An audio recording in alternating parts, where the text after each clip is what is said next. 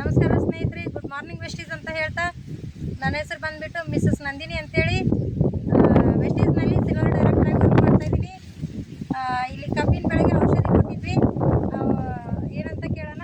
ನಮಸ್ಕಾರ ಸ್ನೇಹಿತರೆ. ಯಾವ ಊರು ಸರ್? ಗದಗ ಜಿಲ್ಲಾ ಸಿರಟಿ ತಾಲೂಕು ಸಾಸರೋಡು ಗ್ರಾಮದವ್ರಿಗೆ. ಹೆಸರು ಏನು ಸರ್?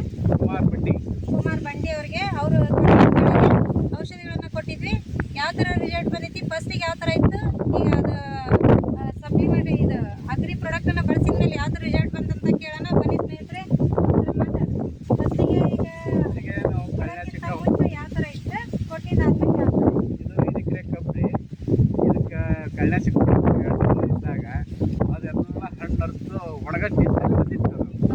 ಒಣಗಟ್ಟು ಟೀಸ್ ಮೇಲೆ ಏನು ಮಾಡೋದಪ್ಪ ಅಂತ ವಿಚಾರ ಮಾಡಿದಾಗ ಇವ್ರು ನಂದಿನಿ ಮೇಡಮ್ ಅವರು ಸಿಕ್ಕರು.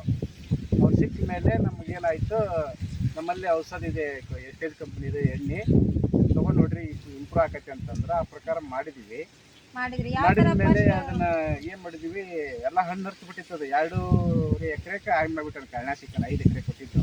ಓಕೆ, ನೋಡಿ ಸ್ನೇಹಿತರೆ, 5 ಎಕರೆ ಕಳೆನಾಶಕ 5 ಎಕರೆ ಹೊಡೆಯೋದನ್ನ ಇವರು ಏನು ಮಾಡಿಬಿಟ್ರು, ಕಳೆನಾಶಕ ಹುಲ್ಲು ಜಾಸ್ತಿ ಐತೆ ಅಂತೇಳಿ ಅಂದು 5 ಎಕರೆ ಹೊಡೆಯೋ ಬದಲು 2.5 ಎಕರೆ